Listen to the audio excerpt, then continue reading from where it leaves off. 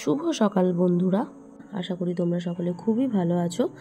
আমি এতদিন ক্যামেরার সামনে আসিনি, আজ বহুদিন বাদে ক্যামেরার সামনে আসলাম। তো ভাবলাম সারাদিনে একটা ব্লগে শেয়ার করি আমার এতদিন ক্যামেরার সামনে না আসার কারণ। তো চলো সকাল থেকেই ব্লগটা আমি শুরু করেছি। তো শুরু করা যাক, বলা যাক আজকের সবটাই, যে কেন আমি এতদিন ক্যামেরার সামনে আসিনি।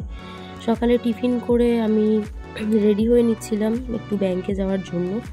বহুদিন ধরে একটা পেন্ডিং কাজ পড়েছিল ব্যাংকে, যেটা আমি সময়ের জন্য করতে পারিনি।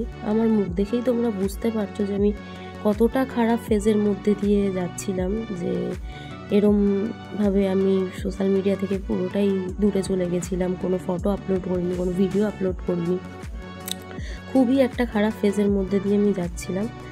তো সেজন্যই আমার আর কোনো কিছু পোস্ট করা হয়ে ওঠেনি। তো ঠিক আছে, চলো এখানে আমি রেডি হয়ে নিচ্ছি বেরোবো বলে, একটু সিরাম আর সানস্ক্রিন মেখে। বাইরে যা গরম পড়েছে, সানস্ক্রিন না থাকলেই নয়। তো রেডি হয়ে বেরোবো। সময় তো আর কারোর জন্য থেমে থাকে না, সেটা খারাপ হোক ভালো, কোনো কিছুর জন্যই সময় বা দিন কোনোটাই আটকে থাকে না, সবটাই তার নিজের নিয়মে বয়ে চলে। তো আমাদেরকেও সেই খারাপ সময় পেরিয়ে আবার স্বাভাবিক জীবনে ফিরতে হয়। অবশ্যই আমিও তার ব্যতিক্রম নই, সেটাই হচ্ছে।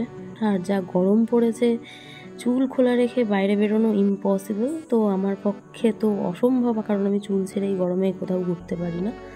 তো সেজন্যই একদম পনিটেল করে খোপা বেঁধে নিয়েছি। তো আসলে কি বলো তো বন্ধুরা, জীবনে চলতে গেলে এত খারাপ সময়ের সম্মুখীন হতে হয় না, যে মাঝে মাঝে সব কিছুর থেকে দূরে চলে যেতে ইচ্ছা করে।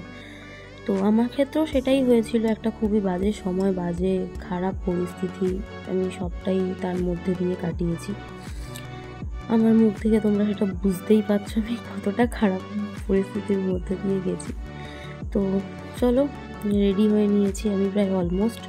এবার একটু পারফিউম লাগিয়ে নিলাম, বেরোবো।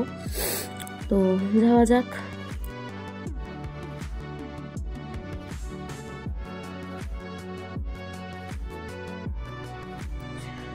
রুম লক করে রওনা দিলাম ব্যাংকের উদ্দেশ্যে।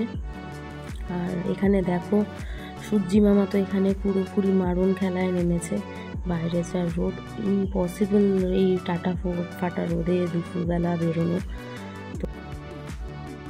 ব্যাংকের সমস্ত কাজ মিটিয়ে আমি বিরিয়ানির দোকানে চলে এসেছি খাওয়া দাওয়া করবো বলে। দুপুরের থেকে কিছুই খাওয়া হয়নি। তো প্রথমে ভেবেছিলাম আমি বিরিয়ানিটা বাড়িতে পার্সেল করে নিয়ে যাবো, তারপরে বললাম এতটাই লেট হয়ে গেছে, এখানে দোকানে বসেই খেয়ে নিই।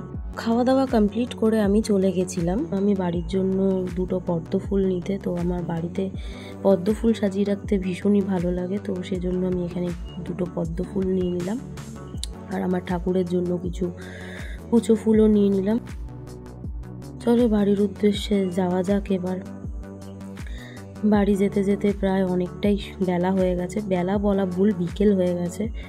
তো আমি এখানে দরজা খুলে দেখাবো তোমাদেরকে যে আমি কত বেলায়, মানে কতটা সন্ধেবেলা আমি বাড়ি ঢুকেছি। লাইট না জ্বালালে ঘর পুরো অন্ধকার। আমার মুখ দেখো পুরো বিধ্বস্ত, আমি মানে রোদে গরমে ঘুরে বেরিয়ে। চলো একটু ফ্রেশ হয়ে নিই, ফ্রেশ হয়ে এসে আবার কথা বলা যাক।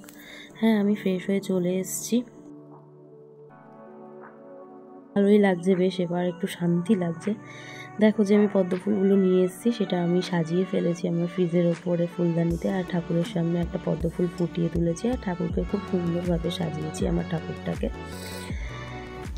চলো অনেকটাই বেলা হয়ে গেছে, সন্ধে হয়ে গেছে, বেলা বলা ভুল হবে আবারও। তো আমি একটু রেস্ট নিয়ে নিই। চলো আজকের ব্লগটা এখানেই শেষ করি, চলো টাটা।